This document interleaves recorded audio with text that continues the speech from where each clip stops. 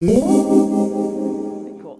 Hey everybody, Karyn Bryant here today, kicking back with me. I've got Steve Garcia facing Choi at UFC Vegas 94. And good to see you, good to meet you. It's one of those things where you've been around for a minute, and I Yeah. haven't actually gotten to speak with you before, so it's nice to meet you. Thank you. Same. Same. It just takes a little bit, but it's all right. Exactly. Yeah. So you're on a 3-win streak.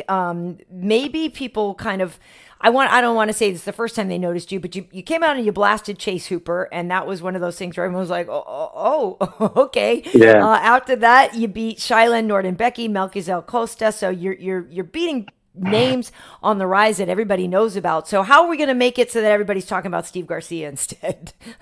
I don't know, man. You get put in this position to where, like, we're our own promoters in a sense. So like we all have our own social media and stuff. My life is chaotic. Like I'm very family oriented, but like I have an autistic daughter. I have a lot of things kind of going on in my life. My wife works full time. I still work. There's just a lot of different things that happen in my life. So to just be this guy on social media and live on it, it's kind of tough. Um, but I mean, the UFC is a $1 billion promotion. If they want to promote me, I think they will. So I just got to keep flooring these guys, and I'm just trying to be undeniable at this point. Nice. Well, there's a lot to be said there, and I know the struggles. I have an autistic godson. I know what that can, just the amount of time it can take and the effort that it can take. So I wish you the best with that, and I hope that your daughter is doing well. My godson is doing great. He's Good. totally Yeah, it's crushing it. awesome. So yeah, Yeah, it's not, there are certain limitations, but the world is still open to so many possibilities. So yeah, um, she's pretty severe. She's like level 3 severity. Like mhm. it's very tough, but Yeah. we figured through it. I'm a man of faith, and I believe that we can get through it each day. So we're good.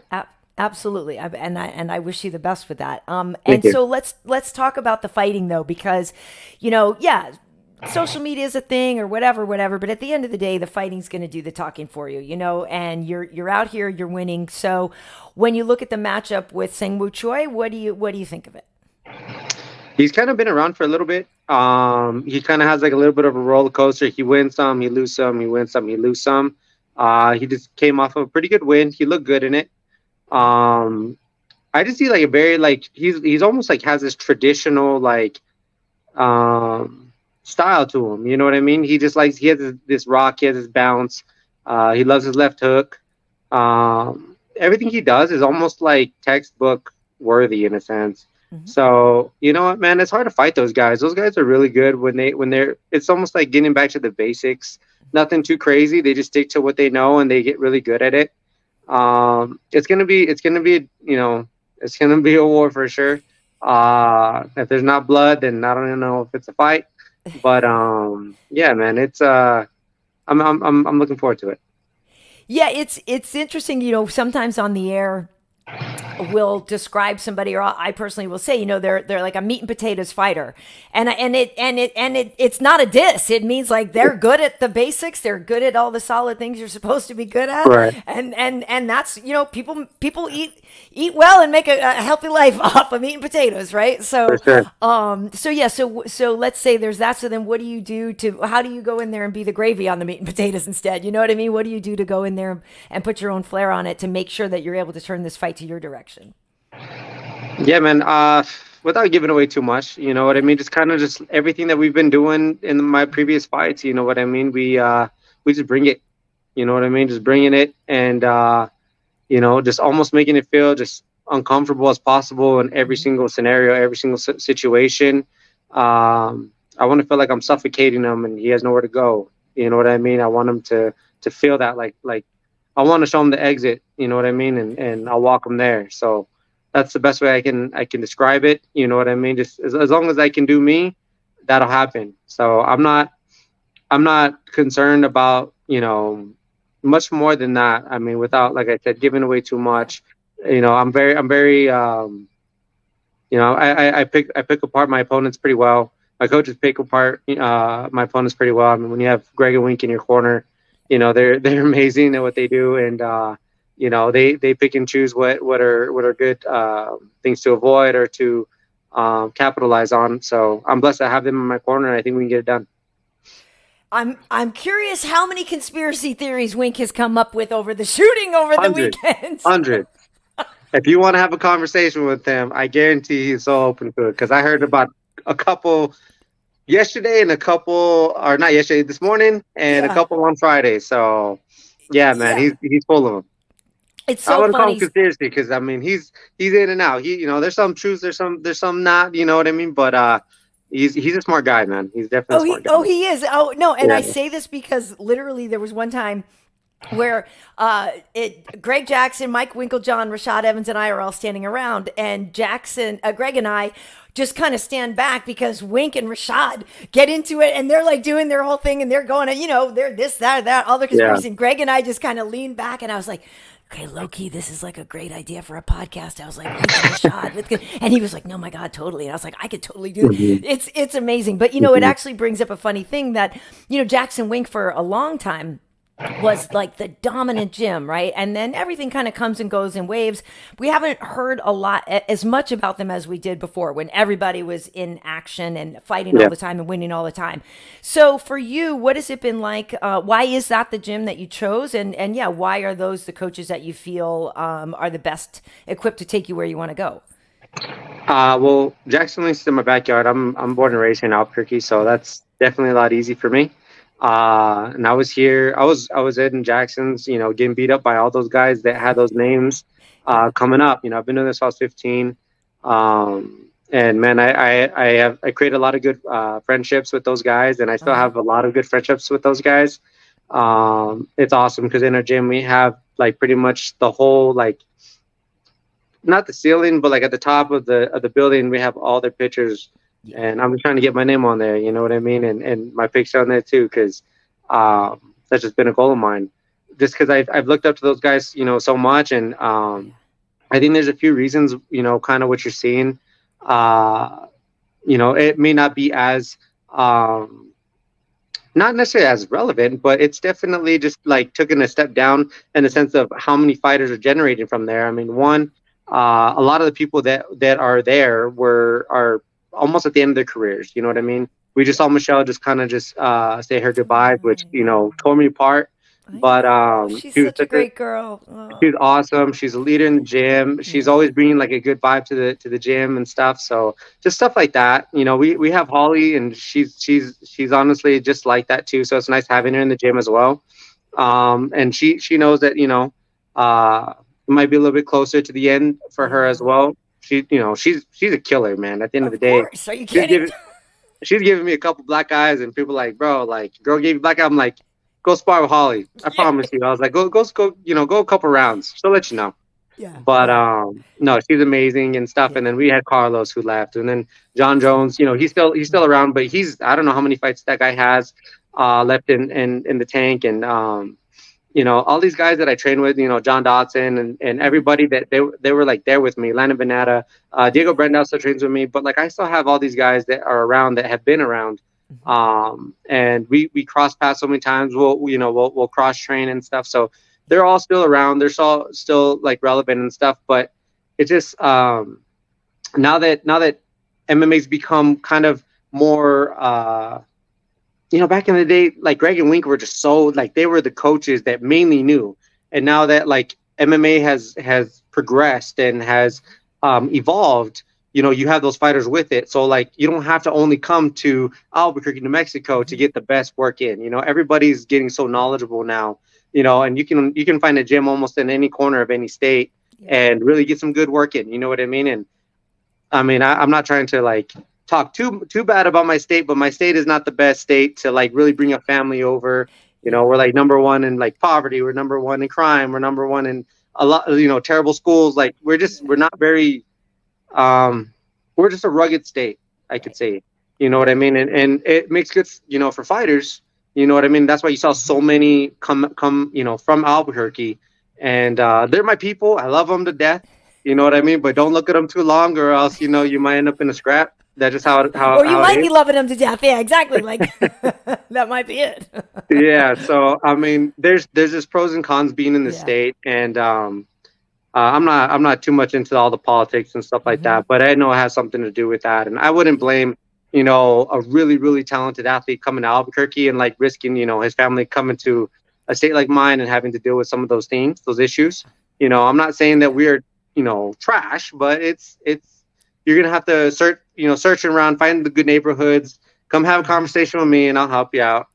And if people are interested in doing that, but yeah, man, you're kind of seeing that like shift. You Yeah. see the evolution of our sport, and now you have all these gyms around, and they have top level athletes, and I'm like, what Hmm. gym is he coming from? And you don't really know about the gym, and then they have like 4 or 5 fighters come from them, and you're like, oh shoot, okay, well, they're training under so and so, lineage or whatever. You know what Yep. I mean? So it's cool to see the evolution of it, no, like for sure, but um I think that's kind of what the change up has been. Hmm. I think so too. I mean, it has evolved a lot, and that's the thing, though. Jackson Wink was responsible for the foundation of so many 100%. great careers and everything. And so, yeah, like and everybody still understands what great coaches they are. Like you said, it's just kind of the ebb and flow too sometimes of people's careers. And yeah, you have a lot of bodies in there; they're about to retire. But I'm curious, were you a Breaking Bad guy? Were you a Better Call Saul guy? Any of those? I mean, we're talking Uh, ABQ, so yeah, like I was really big into Breaking Bad. yeah, Uh, I try to get my wife to watch it, but my wife grew up kind of like surrounded in some of that stuff, and she has a hard time kind of watching that. yeah, So I watched it by myself. I got all into it, so it yeah, was yeah, it was yeah. good and stuff. And then Greg is so well known here that like they Yeah, always want to bring Greg into whatever they can. He's just such a notable guy, and then right. obviously he has like the heart of a teddy bear. Uh-huh. And people don't know that. I mean, he's a lethal person, but man, he's such a good dude, Yeah, and he's so easy to get along with, and he creates all these relationships and friendships, and they bring him into the gym, and then right. we get like all these like cool guys that come in. We've had Ludacris, and we've had like the rappers come through and actors, and it's Yeah, cool, when they come through, and it's just yeah. because Greg is just nonchalant. He'll have a conversation with whoever, Yep. and Wink he's more behind the scenes. Wink's always been like kind of more reserved. Yeah.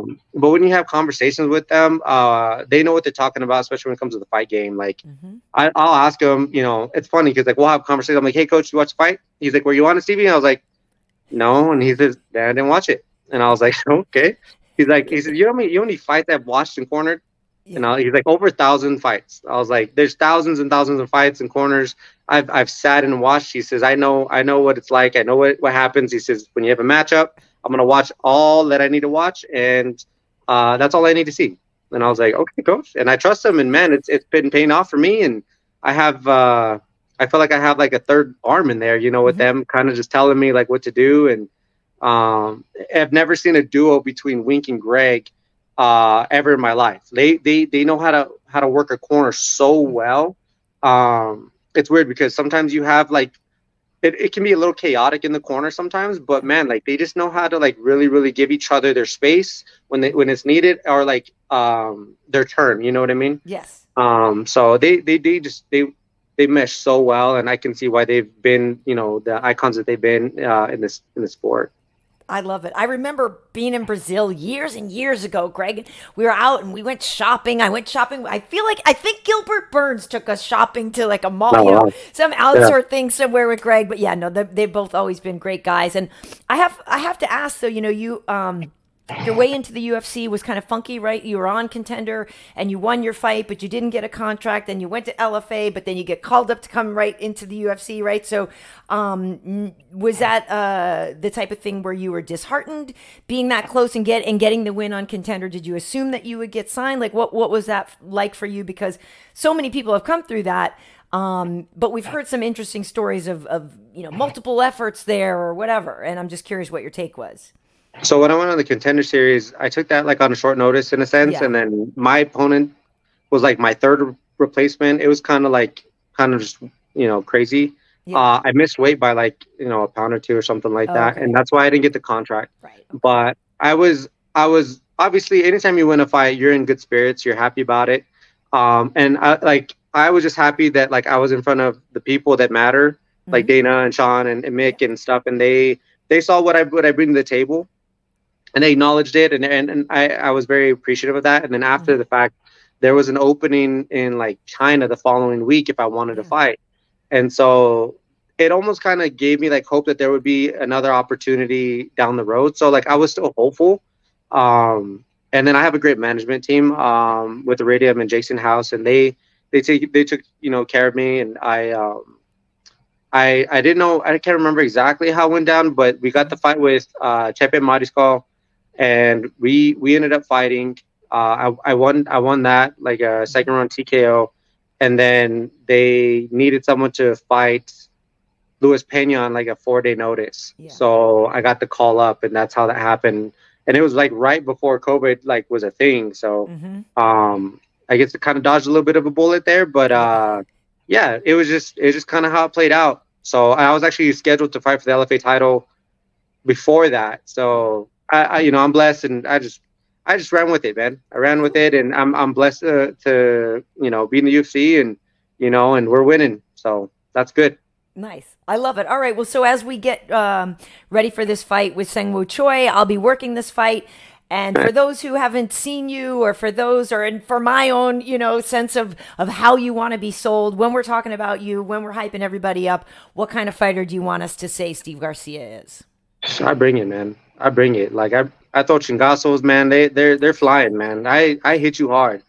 Um, Ultimately, I'm a fighter, man. I go in there, and I'm not trying to win by points. I'm not trying to win by that, like in that type of style. Every time that you see Steve Garcia on the card, like, dude, I want to turn that guy, because that guy brings it, man. So um, it's just showing, man. I've had 4 finishes in the UFC, five if you want to include the Contender Series. I'm Hmm. going for 6. You know what I mean? So I'm just trying to be a killer in there. That's just what it comes down to. I'm trying to be a killer in there, be a problem, and as sooner or later you're gonna know who I am. So uh, just keep watching. Nice. Excellent. Well, I love it. It's been great to get to know you. And yeah, you're riding that 3-win streak, and it's just been fun watching you so far. So keep doing your thing. Keep putting in that work with Jackson Wink. And thanks for kicking back with me, Steve. I'm looking forward to working your fight. And yeah, watch you throw some Yeah, hands. Be good stuff. it's Thank you been for taking the time to hang out today. yeah, it's been fun. I appreciate you bringing me on too, and yeah, man, Saturday's gonna be fun. Awesome. I'll see you soon then. Thanks. Yeah, thanks, Kat. Bye.